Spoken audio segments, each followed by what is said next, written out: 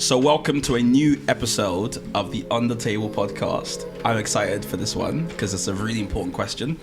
But for those who are wondering, On the Table is the podcast where we take things Christians often say, discuss, and we just kind of talk about how it actually, kind of teases out, if you like, in our everyday life.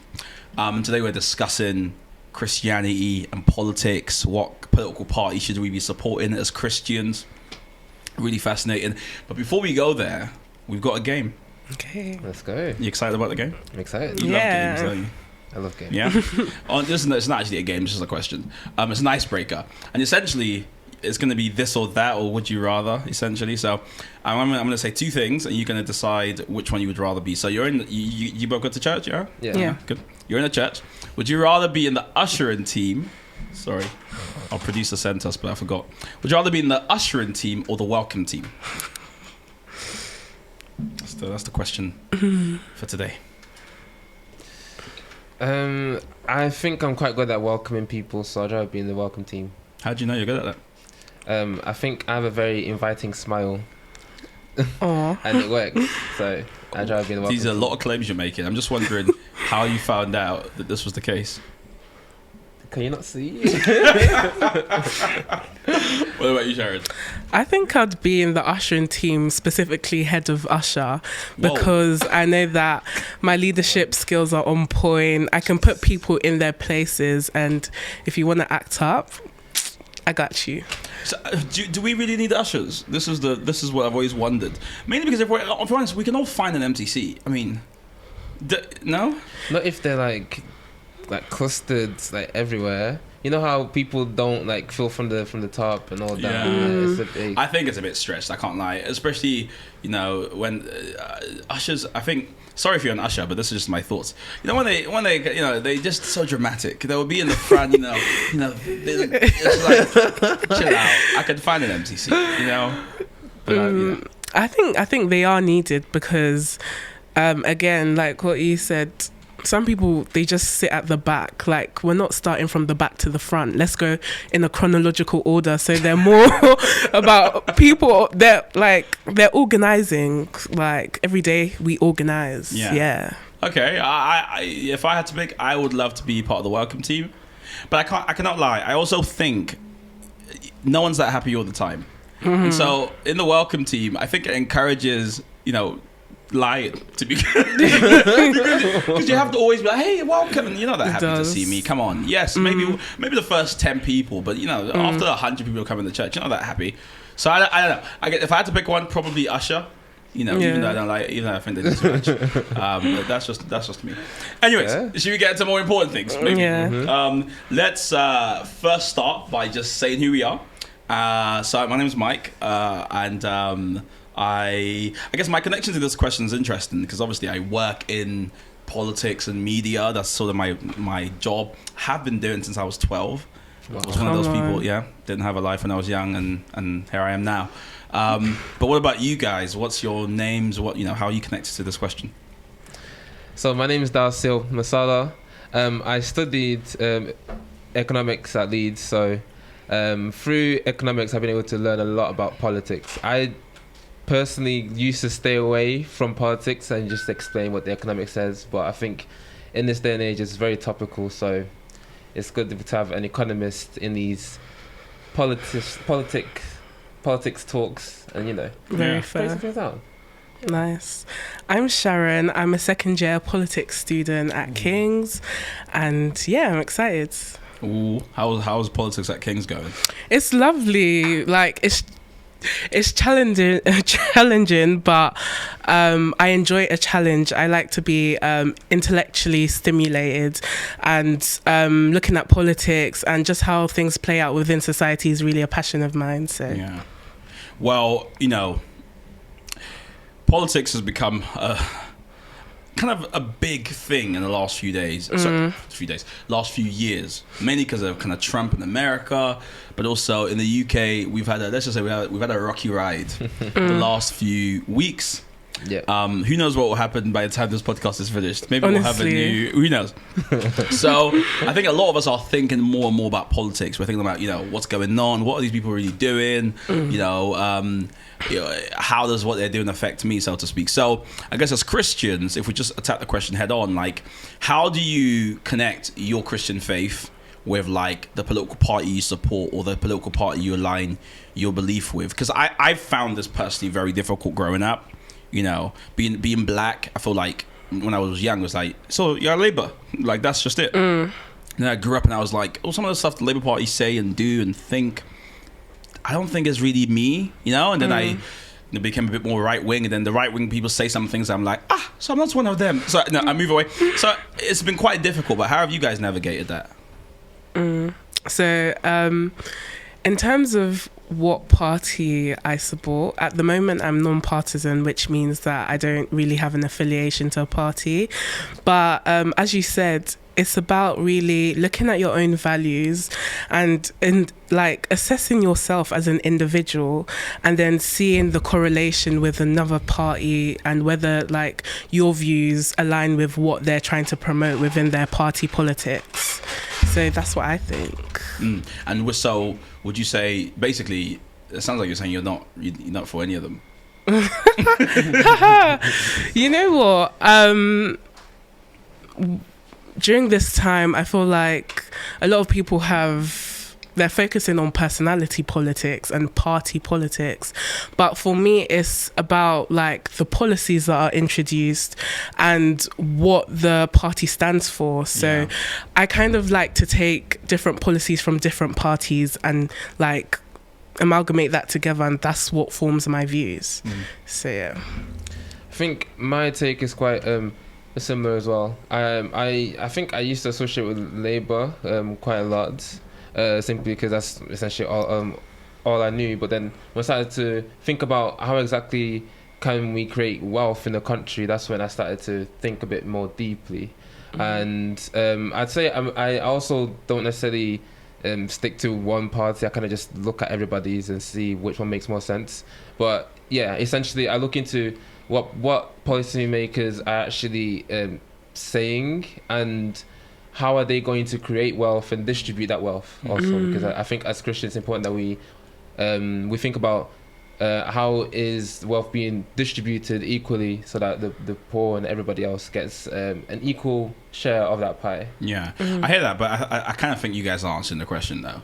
Mainly because even with all I assess them, I maintain a prophetic distance so I can keep my prophetic witness. Even with all of that, at some stage you have to put an X in a box. So in the last general election, who did you vote for? Well, so I can start because oxygen has left this room. do you know what? I was too young to vote at the last general election, so there we go. Oh, come on, Sharon. Yeah. Who would you have voted for? No, I can't answer. No Wow. comment. No comment. Okay, what about you, Darcio? You're not gonna like my answer, but I've actually never voted before. Whoa! Mic drop. No, let me explain. Because basically, because of my Portuguese nationality, I've not been able to vote in the last general election. Obviously, it was about Brexit, so I couldn't vote then. And before that, I was too young to vote. But if I was to vote, I would have voted. I would have voted to stay. I would have voted anything. Or in the referendum and the membership of the European Union. Of course, yeah, because. Gotcha. It just makes sense that considering every country in this world focuses so much on like globalization, it's important that the UK stays in the European Union so they continue to do business. And obviously we can see now that coming out of the EU is causing a lot more problems than actual gains. And so I think I would have voted for any party that would have wanted to stay within the EU. Fair. Yeah. I just think there's so many shocking revelations in this podcast. I feel like I should sell some of these exclusives. So when I feel hella old because I voted multiple times, away from that, How do you make your decision though? So with Brexit, you said that the main thing to you was like whatever party. Well, it really wasn't a party vote because that was it was a referendum. But are you like, okay, cool. The most important thing for me is like abortion, and so whatever party has the policy that I think is consistent with my views on abortion, that's who I'm voting for. Or do you like go through your whole set of beliefs? Because there's a lot of work to kind of be like, okay, what do I believe? Write everything down and then look for the exact party that matches with that. Because let's be honest as well, in the UK, you don't have much choice. And you got the Conservatives, you got the Labour Party. You're not going to vote for the SNP, which is the third largest party, because they're Scottish, nationalists. And then you got the Lib Dems, that doesn't really exist as a party anymore. You got the Green Party. So we don't have a lot of choice. So I just wonder how you actually make your decision, especially there's a general election in 2 years' time. You're going to have to vote, I hope, or you're going to be able to vote. Who are you going to vote for? So for the first part of your question, how do you vote and how do you make a decision about what party to vote for? First of all, you're going to have an innate drawing connection to a political party, and that's because they resonate with your views, right? For political parties and to vote for one, they obviously propose a manifesto, and for me, let's say 60% of what's on the manifesto doesn't actually come to pass. So for you to go and analyze and say, oh, let me look at this and all the policies that they're introducing, it's like you're kind of tricking yourself almost and falling into a trap.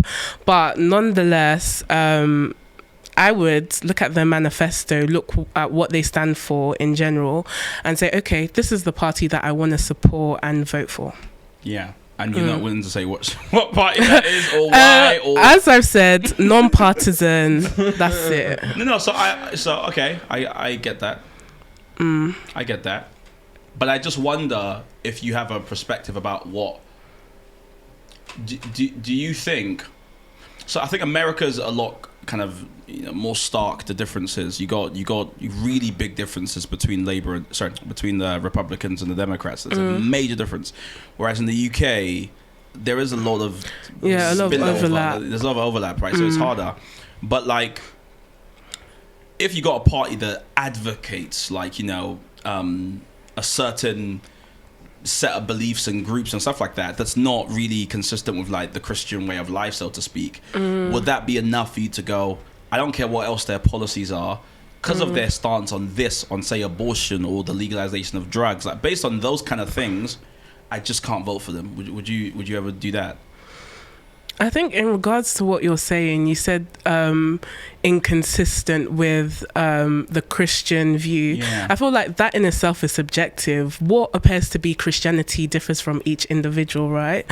So there's some Christians who obviously vote for the Tories, some Christians who vote Labour, and that's because they see Christianity within the party. They see Christianity within the leaders, the people who represent these communities as MPs.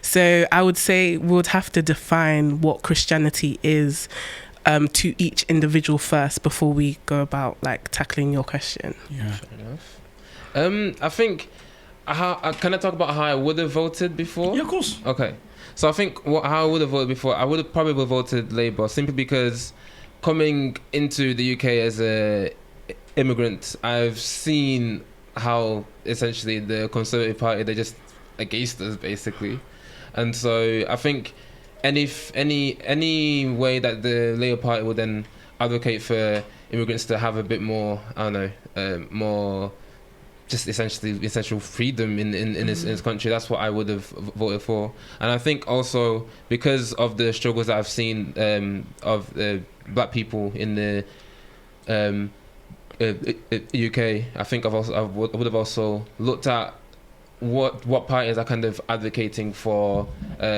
black people being able to put into good jobs and getting the good income and having better businesses, which again is most likely going to be the Labour Party. And so that's how I would have voted before. The reason why it's changed is because, like you said, the manifestos that these parties put out, they don't always realise them. And I personally think now that, at least in the recent years, the manifesto that Labour has put out have been very ambitious and they've not been very realistic. And so I'm now starting to shift and think more deeply about these things. Yeah. I think Sharon, you made a really good point. I think you're both making really good points about, you know, really thinking what are your values, like what does Christianity look like for you, and like who models that, because the government is important. I think what I was scared of before was like you know, apathy, people being like, doesn't really matter, because it does matter, doesn't it?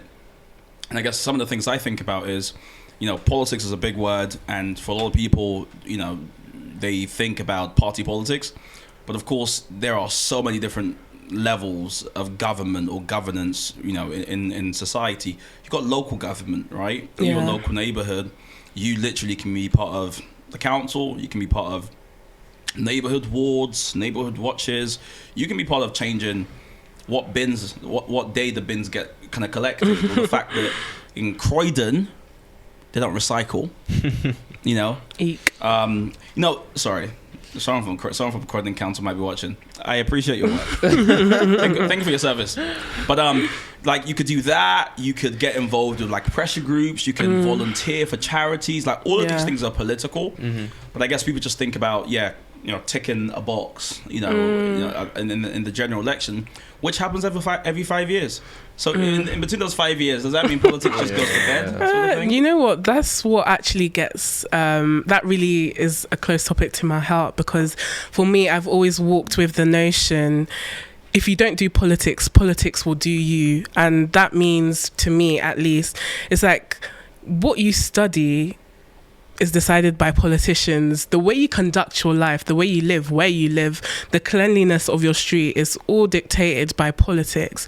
And for you to just separate or alienate yourself from the fact that you are not an actor within, a political actor within this idea of politics, for me, there's something wrong. Yeah. And I feel like people need to wake up and realize that whether you like it or not, you are involved in politics, and politics is something that is relatable to like everyone within the community. And again, as you've said, politics varies from national politics all the way to local politics. Yeah, so. I love that, and I think maybe for some of, obviously we have a lot of kind of young people who are part of the OGGM kind of community. I think it's when you get a bit older, sometimes you start to realize that, hold on a minute, like my kids spend most of the time in school. What are they teaching them? What are my kids learning? Suddenly you're like, can I see that curriculum? You know, when after in my apartment, for instance, I can't park outside my apartment because it's on the high street. So they actually, I've collected so many tickets, right? I remember thinking to myself, how can I be collecting tickets for parking outside my own apartment? So suddenly I'm like, who set these rules and regulations? So I think as you open your eyes, as you're saying, Sharon, you realize there's so much of our lives that's actually dictated by politicians, local politicians or MPs and stuff like that. I do think that there's a bit of work that politicians or the government need to make in terms of like kind of making politics more accessible to people. Because the problem that young people have, or some that I've seen, is there's just a lot of jargon. There's just a lot of like different terms that people use, and also many politicians are not very transparent. They don't really answer questions properly. You know, you guys didn't answer my questions at the start, so it's called being diplomatic. Well, maybe you're both. I was going to ask you, you're both actually very good potential candidates for MPs. The way you skillfully just dodge all the questions. It could actually happen. You never know. Imagine. So, what party would you stand for if you guys were standing for a political party? Okay, do you know what? I'm just going to, if you had to say like now. Yeah, right now. You can, I you change your believe mind. I could change my mind, but I would stand to be a Conservative MP. Reason being is because I don't feel Labour have the competency to get this nation to where it needs to be at the moment. We've seen that, like, the Conservatives have been very destructive. Yes, I do understand.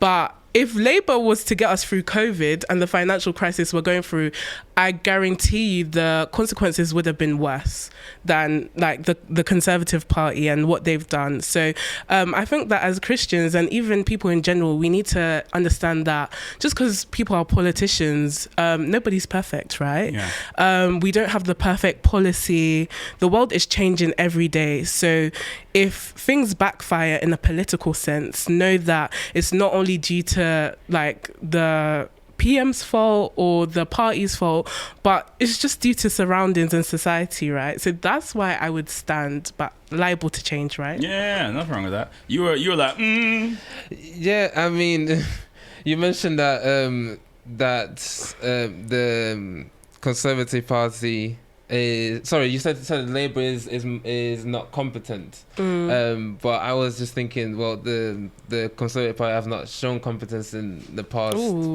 Maybe 2 they years. have. Apart from closing the Brexit deal, they've not really done anything. And even that was a shambles. But I think to answer your question,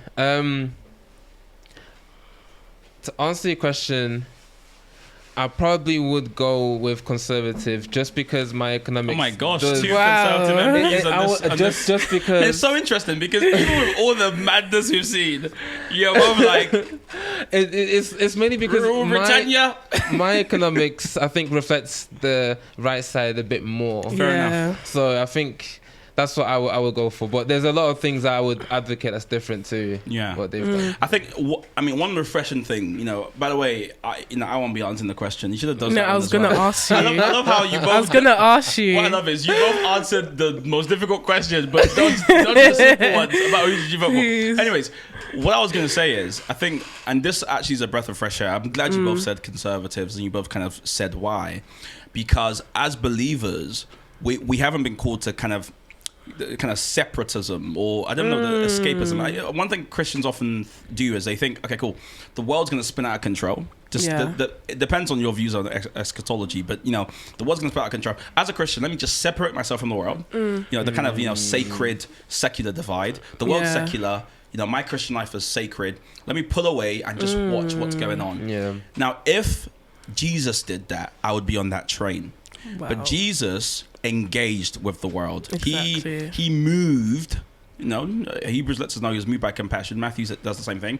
But he was moved by compassion and he actually engaged with the systems. He didn't try to rule as a king, but he engaged with the systems. He spoke to the ills. He met people who were outcast. He says, look after the widows, the look after the orphans. Essentially, he's saying build systems that catch folks who are kicked out by society, so to speak. 100%. So to be a Christian, to kind of be like, it's not for me, it's all a bit messy, nonsense. Yes, you can choose a vehicle like the Conservative Party or the Labour Party, but they're just vehicles. It's like a car. You go in it, you drive it, but the key thing is where you're going, what you're trying to do, not necessarily what group you do it with. And I think if more people think like that, maybe more Christians will be will get involved in the politics, quite frankly, and will keep themselves pure, even engaging with a very impure system. Politics is grabby. 100%. You know what? I was actually thinking about that last week,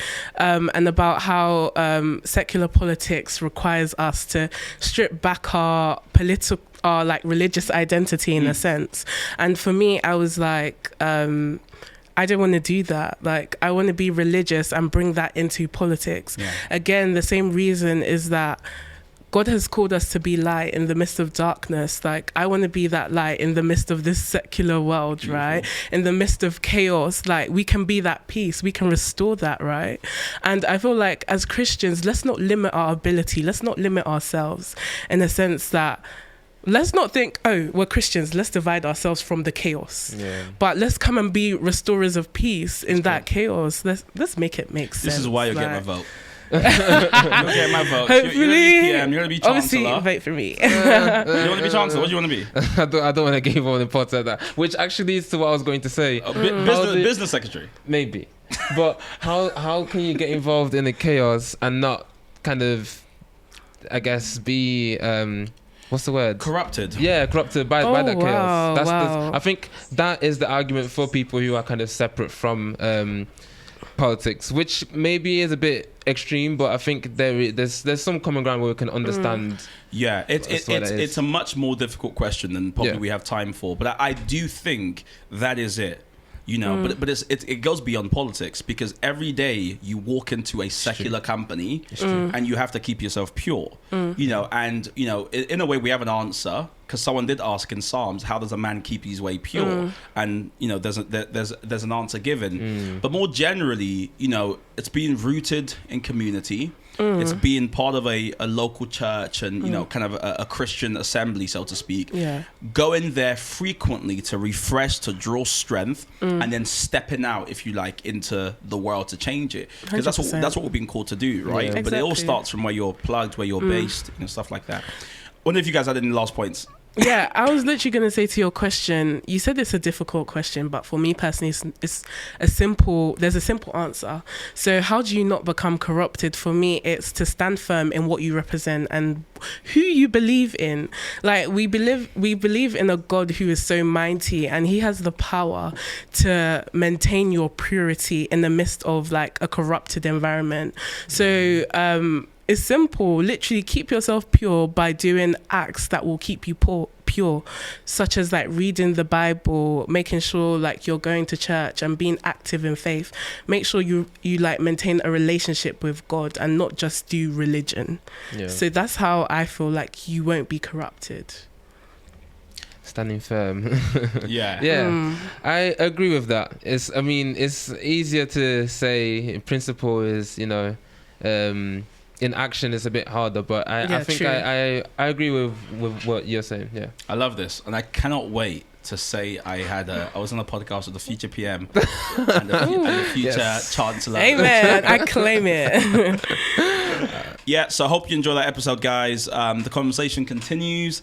Ask yourself that question. You know, who would you vote for? Who would you, Darcio or Sharon? I'm joking. How does our Christianity reflect, you know, our faith? If you enjoyed the episode, please subscribe, comment, let us know what you think in the comment section, and see you in the next one.